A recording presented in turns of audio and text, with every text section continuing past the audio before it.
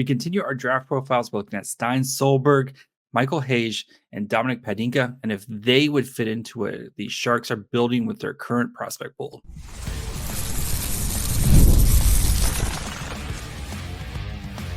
You're Locked On Sharks, your daily podcast on the San Jose Sharks, part of the Locked On Podcast Network, your team every day.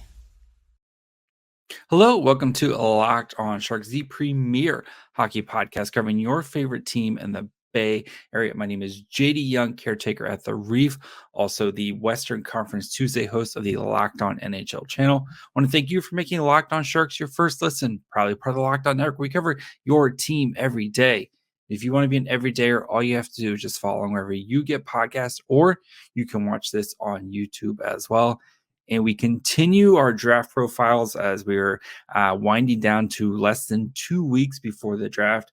We have our good friend, Sebastian High, who's the head scout over at Dobber Prospects, and of course, one of the co-hosts of Locked On NHL Prospects, where we do 3 profiles today. Stian Solberg, who I know a lot of Sharks fans are circling as a potential fit.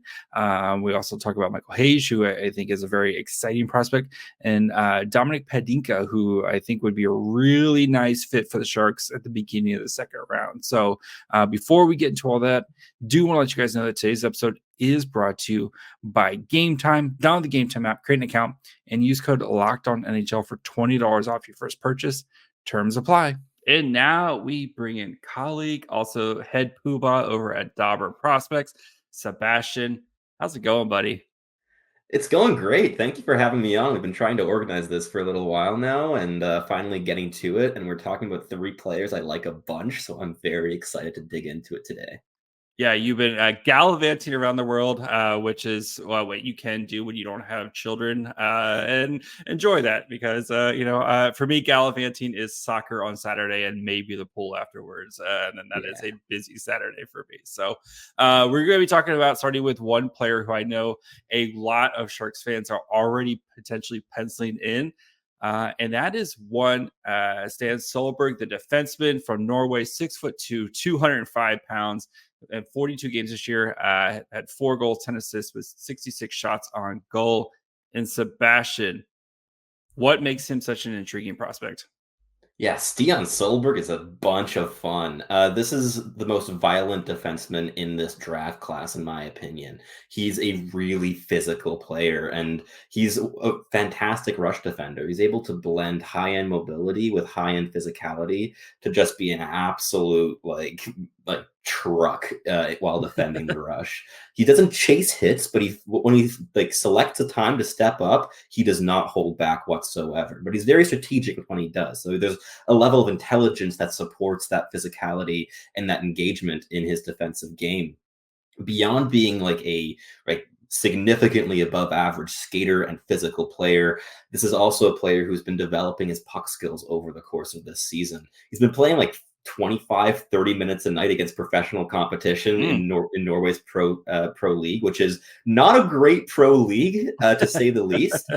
But being triple shifted against adults has really helped his stamina to develop. And I'm very excited to see what he's able to do next season because he's moving over to Färjestad in the SHL. So he'll be playing in a really good professional league, and he won't be playing 30 minutes a night. So his actual puck touches are going to be a bit more dynamic, perhaps, with some more energy behind them. But he's really been able to develop that handling game. He has a really wicked shot in the offensive zone. He can score some goals. He uses his handling to move up in the offensive zone and try to direct pucks towards the slot. One area of the on-puck game that really needs some work is the passing game, especially in transition. There's sometimes some hesitation there, and when he's pressured, he can be pressured into making poor decisions on puck. But because he is so strong on the puck and can protect possession and is so mobile and can evade opponents, there are many tools he already has to kind of release that pressure when he's put under it. But making passing decisions under the pressure is still a bit of a work in progress. But he's able to combine with his defensive ability. He's so strong defensively in the decision making, the reading of play, clogging up the most dangerous passing lanes, being very protective of the slot specifically, not being really taken out of position and drawn out of position very easily.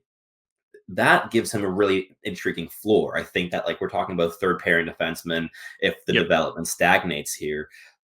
But because the puck skills are developing and there's definitely still a decent amount of runway in his like transition game and the breakout passing and getting involved in the offensive zone more effectively, I think that there's number 2 defenseman upside here if he really, really hits. Like, a lot would have to go right for it. And I think middle pairing is like the more realistic upside with Stian Solberg.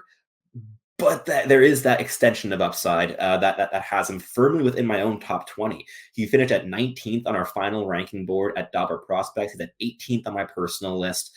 He's been a big riser for a lot of people, us included, and he's been fantastic, whether it be in league play against professionals in Norway, whether it be at the U20 World Championships, like the World Juniors back in December and in January. He was playing 30 minutes a night for Norway. By the end of the tournament, he was dead tired because they played 4 games in 5 days, and he was playing half an hour every time. Like, his last game wasn't very strong, but like, you can understand why. Like, he's been triple shifted 4 nights in a 5-day span.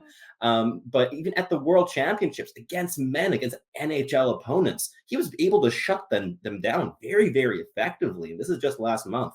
And that, for me, was very much something that solidified the excitement I was feeling for this prospect. The more and more I was going back and watching his league tape and the World Junior tape, because Norwegian pro hockey is not a league that I'm very familiar with, that I think many people are very familiar with. Yeah. Kind of projecting from that basis is not the easiest thing to do. So being able to contextualize that game tape with the international tournaments that we know so well was very, very helpful. And he was playing even better at the World Championships than he was in his league games. And was playing big minutes for Norway there. Just fantastic hockey.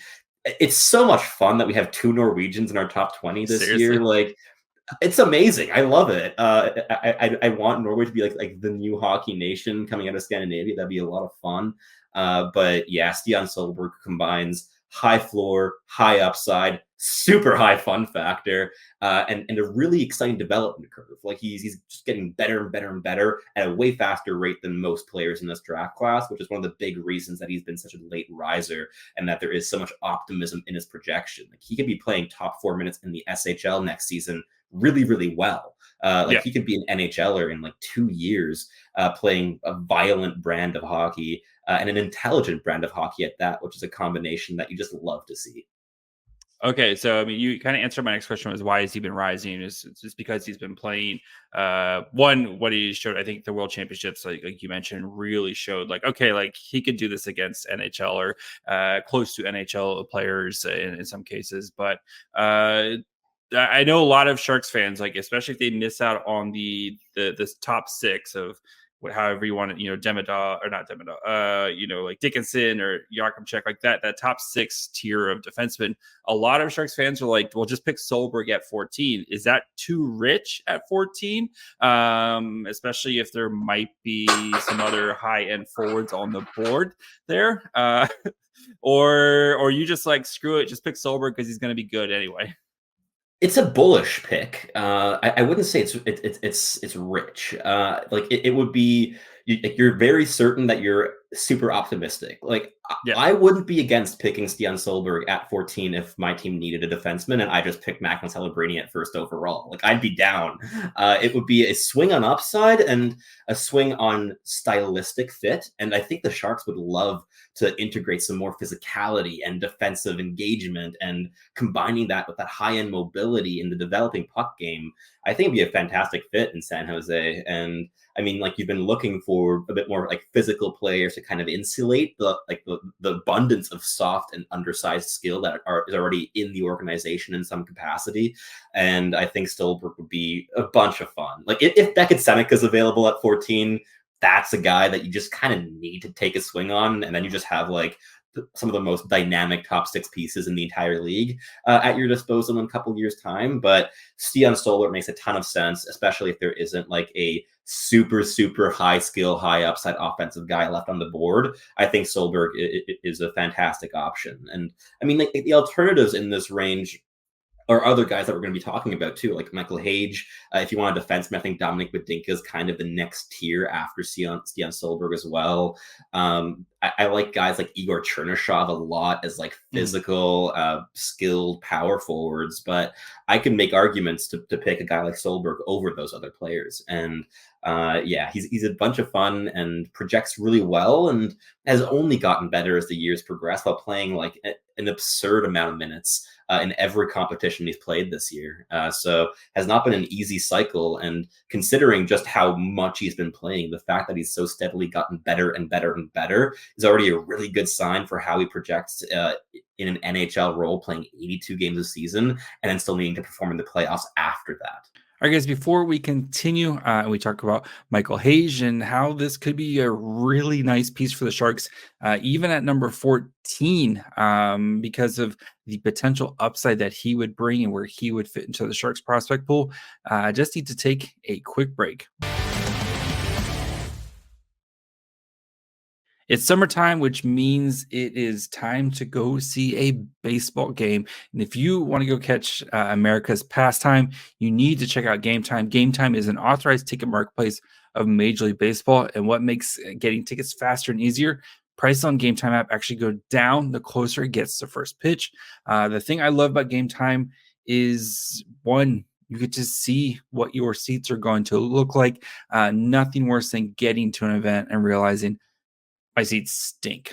Actually, the only thing worse than having that happen is we go to check out when you get slammed with a bunch of fees. With Game Time's all-in pricing, you know exactly what you're going to pay when you go to check out. No surprises, no sticker shock, a bunch of fees slammed on. Game Time has got you covered. You can get tickets with 2 taps delivered straight to your phone. And they take the guesswork out of buying MLB tickets with Game Time. Download the Game Time app, create an account, use code LOCKEDONNHL for $20 off your first purchase. Terms apply. Again, create an account and redeem code LOCKEDONNHL, LOCKEDON NHL for $20 off. Download Game Time today. Last minute tickets, lowest price guaranteed. All right, let's continue with a player who I've seen kind of anywhere from teens to late 20s, and that is one Michael Hage, Chicago forward for the USHL, 6'1", 188 pounds, in 56 games, including playoffs this year, 35 goals, 44 assists with 198 shots on goal. And Hage, it feels like if he didn't get hurt, we might be talking about him as a potential top 10-ish type of pick. Is he one guy who teams are going to be laughing at when they draft him in the either late teens, early 20s? I would say so. Like he finished at 16th on our board at Dobber Prospects, and he was at 14th on my personal board. So this is a player I've liked a bunch all season long, and he missed almost his entire D-1 season to injury, as you kind of mentioned there, and he lost a lot of development time with that. And this season, first half of the season, he's playing like Chicago Steel, which is typically like one of the strongest programs in the USHL, but this year wasn't the strongest iteration of that team. He was the guy for the team all season long. Like obviously last season they had Jaden Perron and a certain Macklin Celebrini who might ring a bell, which wasn't a bad team whatsoever. Yeah, he's not bad actually, bit of an underrated guy. But Michael Hage, really skilled, really toolsy. He's a really good skater. He's a really good puck carrier. The puck handling, the playmaking, the goal scoring, they all are like significantly above average. Like the upside with this guy on pure tools is really intriguing. On top of that, he's been really been able to build up an enticing two-way game over the course of this season. He was mainly playing a two-way role early on in the season, and then as the season progressed, he started to pop off at like 2 points a game for the last 2 months of the season with Chicago. And again, this wasn't a very strong team, so scoring 2 points a game without that much support, very impressive stuff. He's a 6'1", 188 pound centerman, as you mentioned. So he has a decent enough frame, and combine that frame with all those plus level tools, and a really good head on his shoulders too. He's an intelligent hockey player, really good person off the ice as well, by all accounts. He's been going through some really difficult things. I believe he lost his father in the last off season, and There's despite a all of great that, article on the yeah, Athletic. yeah, I yeah, think it was the Athletic who had a really exactly. great article on that. Yes, if you get a chance, go check it out. Very good article on him. So yes, Yeah, sorry, go ahead. fantastic read. I recommend fully as well. And despite all that adversity, to not only come into this season after basically missing a full year to injury, while playing sound two-way hockey, when he's always been this like high skill type of dynamic player, and that being like his kind of niche in the first half of the season, and then being able to build on that and expand on it and integrate all the skill and creativity and dynamism into his game in the late season run. Very promising things, in my opinion. I think that this is a guy who could be a versatile top 6 offensive driver if he really pans out, which is fantastic value in that teen range. So if you want to pick him at 14, I mean, he's my 14th ranked player. I'm all ears. I'm totally on board with that. And yeah, he's a ton of fun. I think that his development curve is also very much going upwards. I think if he hadn't missed his D-1, very possibly could have been a top 10 type of player. And yeah, I've been a fan all year. And that top 6 upside, as well as like the fallback game, as like a toolsy, like third line type of guy who can chip in defensively, be a positive impact in all 3 zones. If the skill doesn't carry him into that top 6 role, also really helpful when you're picking in the early teens. You don't want that pick to just miss completely and not give you a piece at all. And Michael Hage brings that. And I think being able to add him into a core, but headlined by Celebrini, Will Smith, Quentin Musty, William Eklund. Like, we're talking about a lot of friends that William Eklund is gathering here. We have found Eklund friends finally. Many friends, many good friends that can like show their friendship very visibly on the ice. And I think Hage would be a fantastic addition too. Yeah, so Hage he is going to University of Michigan. We know that's a great school for development and hockey. Like, he's going to be playing big hockey a lot there. The development, they just pump out NHL players right now. So for Hage, as he continues his development, and picking a guy like him, where you said he seems like a very high floor, where worst case scenario is he's going to be like maybe a souped up third liner who can chip in and do whatever you need. Or if you need him to be, almost feels maybe like a connector on, like, if you have like a Will Smith, if Will Smith doesn't pan out as center, but you have Will Smith on the wing and you have Hage playing in the middle behind Celebrini on that second line, like, Hage could be a really smart pick for the Sharks, just because you know exactly what you're going to get. And if he pops off, you're just adding more pieces to a top 6, which already looks insane, right? For sure, 100%. Like, he's a true facilitator on the ice. Like, he makes the lives of his teammates easier. He makes quick, smart passes with the puck on his stick. He can make some really special plays too. But he was really learning over the course of this season to keep his puck touches shorter and shorter and shorter, and playing a bit of a pacier style of play. Early on this season, he was playing more of a two-way role, because when he was going for that offense, he was trying to do a little bit too much on his own. He was also obviously aware that his support wasn't of the typical Chicago Steel caliber. Obviously, if he was been playing with like Macklin Celebrini instead of the other players at Chicago now, he would have played stylistically different in that first half of the season. But despite that, he's really able to adapt his style, and that adaptability is something I think is going to serve him really, really well moving forward into his professional career. All right. So for Hage, I mean, I know you kind of mentioned him as a potential, teens. Where do you realistically see him going in this draft? Do you think he's probably early 20s, or do you think a team's just going to be like, he's too good of a potential to pass up at in the teens? I think early 20s is kind of the range. I think the team I kind of have outlined for the Hage pick is the Nashville Predators. They love their upside swings, especially since Barry Trotz took over, and they're picking at 22, which is precisely the range where Hage is likely to go. I don't really think he's going to get too far past Nashville in that draft slot, because I think if Nashville doesn't pick Hage, they're going to pick someone up his alley, or the next team down the list that wants that type of player is just going to make that Hage selection.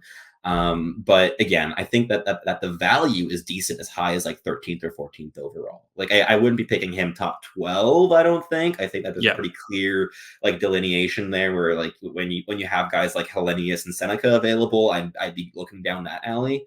But beyond that, once you're looking at the next tier of guys, compared with like guys like Cole Eiserman, who also has a lot of issues in his game, and it is going to be a lot more complementary at the NHL level, whereas Hage is a facilitator and he works together with line mates rather than being like a pure role specialist, like Cole Eiserman would be. That said, if Cole Eiserman could very well be available at 14 as well, that could make sense too. That'd be entertaining. I mean, Eiserman and Celebrini one draft class, that's fun. Like best friends, like you're not only adding friends for Eklund, you're adding best friend caliber people for Macklin Celebrini in the process as well. But I like Michael Hage a bit more as a pure prospect. I think he's more versatile. I think he's more projectable. I think there's a fallback game there. Whereas with Cole Eiserman, if the goal scoring doesn't hit, nothing is going to hit. And the goal scoring is going to hit in some capacity. The question is, what can he do beyond that?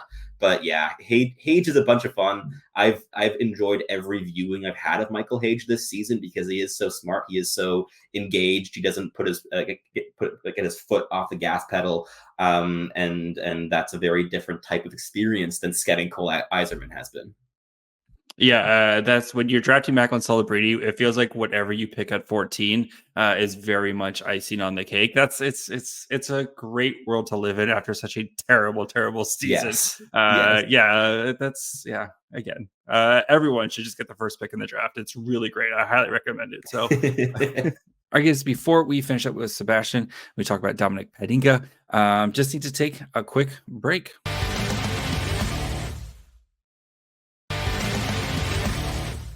All right, and then we finish up with a defenseman who I know you really do love, and that is Dominik Badinka. He played in the SHL with Malamo, 6'3", 185 pounds, 33 games, including playoffs, 1 goal, 3 assists, 33 shots on goal, nice even 1 shot per game. So Badinka. Is he a potential steal at the beginning of the second round? Yes, if he's available top of the second round, I'd be very happy to make that swing. This is a player who has a really high floor. I think you're getting a guaranteed like number 5 defenseman out of that pick, which is awesome value, especially because there is significant second pairing upside as well with him. He's a really good skater, powerful stride, really strong edges, very fluid in all of his movements. He also looked the part of a 23-year-old playing against SHL competition this season, which is a really good sign. The composure that he has both on puck and defensively is a big area of strength. He's a really strong rush defender. He's able to match footwork off the rush, keep a really tight gap to his opponents, and he is able to layer strong stick work and also physical engagement. He uses his big frame and his long reach in tandem to make lives very difficult for people trying to attack down his side of the ice. Beyond that, he's also a breakout specialist. He's a fantastic breakout passer. He always has a simple outlet in his back pocket, but he's searching for higher end passes to make. So he wants to find plays to progress play up the ice rapidly, launch counterattacks, but he's not going to do that if it's not the best option he has available to him.